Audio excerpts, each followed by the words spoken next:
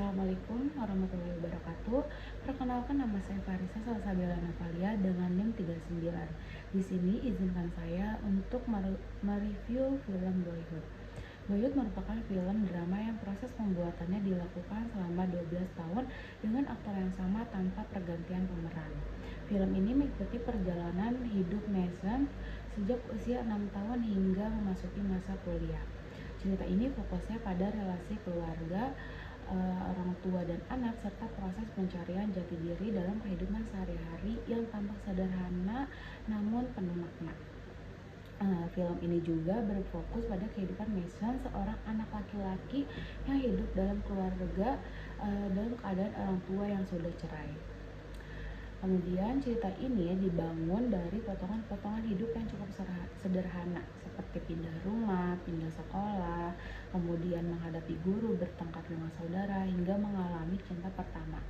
Di film ini menunjukkan kalau pembentukan kepribadian seseorang tidak selalu dipengaruhi oleh peristiwa yang besar, tetapi justru dari pengalaman kecil yang terus berulang.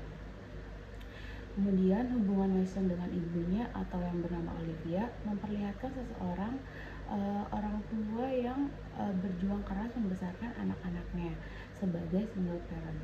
Orang tua Mason atau Olivia digambarkan orang yang penuh kasih, tetapi juga sering lelah dan sering berada dalam dilema, terutama ketika memilih pasangan hidup yang ternyata membawa dampak negatif bagi kedua anaknya. Sementara itu, ayah Mason hadir sebagai figur yang awalnya gak stabil, tapi seiring waktu berkembang menjadi lebih dewasa dan bertanggung jawab. Sering mengajak Mason berdialog tentang musik dan nilai hidup. Saat hadir, ayahnya ini selalu meluangkan waktu untuk berbicara dan berinteraksi secara hangat dengan Mason dan Samantha. Dari sini terlihat bahwa orang tua juga mengalami yang namanya proses bertumbuh sama seperti anak-anak mereka. Kemudian pada masa kanak-kanak, hubungan Mason dan Samantha itu dipenuhi pertengkaran, kemudian juga ejekan dan sikap yang saling mengganggu, seperti mengkritik Mason, menunjukkan kecemburuan terhadap perhatian orang tua. Namun konflik ini justru mencerminkan hubungan saudara yang realistis gitu, bukan hubungan yang dibuat-buat. Seiring bertambahnya usia, konflik mereda dan hubungannya berubah menjadi relasi yang lebih dewasa. Samantha menjadi cermin perkembangan sosial dan emosional Mason, terutama dalam memahami perbedaan, kompromi, dan kebersamaan.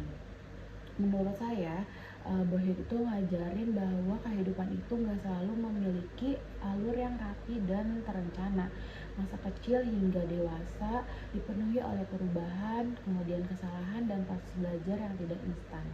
Di film ini juga ditegasin bahwa lingkungan keluarga, sosial, orang tua, kemudian saudara, guru, serta teman itu memiliki peran yang besar dalam pembentukan cara berpikir setiap identitas seseorang.